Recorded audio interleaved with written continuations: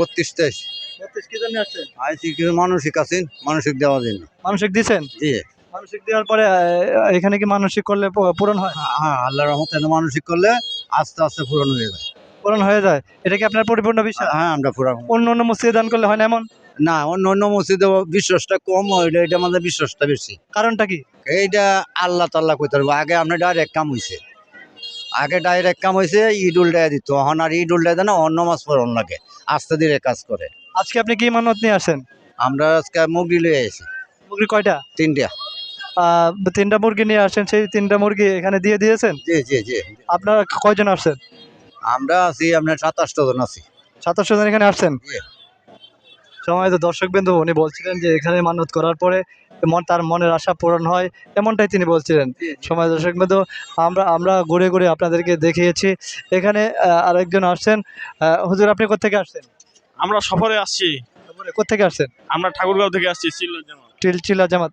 এই মসজিদকে দেখতে আসছেন? হ্যাঁ, দেখতে আসছি আমরা। আমরা দেখেছি যে এখানে অনেকে মান্নাত করছে, এখানে দান করলে অনেকের মনের আশা পূর্ণ হয়। এই বিষয়ে আপনি কি বলবেন? এটা আমরা তো জানি না, এখন হতে পারে আল্লাহ তাআলা যদি মানুষের দান কবুল করে। ধন্যবাদ আপনাকে। সম্মানিত দর্শকবৃন্দ, উনি ঠাকুরগাঁও থেকে ওনারা কয়েকজন আসছেন, আপনারা দেখতে পেয়েছেন। এখানে দেখার জন্য আসছেন তো? জি জি, দেখার জন্য আসছি। তাহলে ঘুরে দেখেন। হ্যাঁ, কি জন্য? আপনার নাম শুনছিলাম যে পাগলা মসজিদ দেখতে আসছি, ওই জন্য আমরা আসলাম। আপনাদের এলাকা থেকে এর নাম শোনা গেছে? শুনছি। সম্মানিত দর্শকবৃন্দ, পাগলা মসজিদের নাম শুধু ঠাকুরগাঁও থেকে উনি শুনেছেন। সেই শোনার পরে এখন যেহেতু সফরে আসছেন, সেজন্য এই পাগলা মসজিদটাকে পরিদর্শন করতে এখানে চলে এসেছেন। ধন্যবাদ আপনাকে।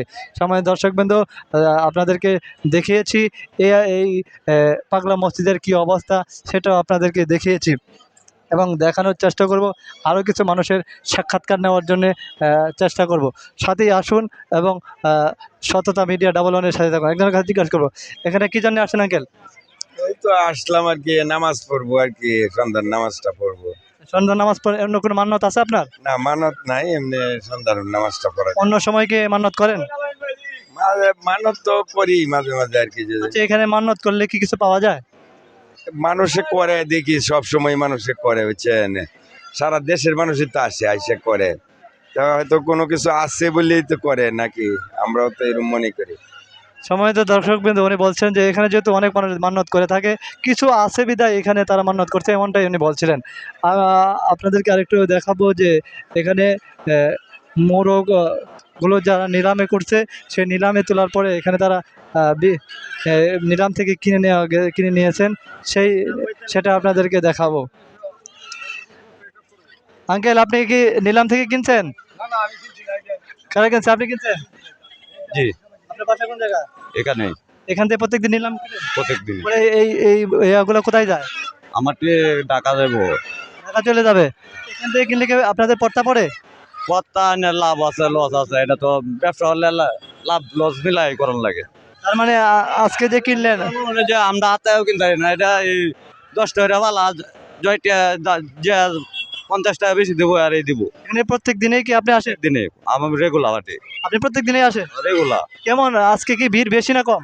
শুক্রবারে তো লোক বেশি, তাই এই জন্য আজকে মুরগি বেশি। মুরগি বেশি। ধন্যবাদ আপনাকে।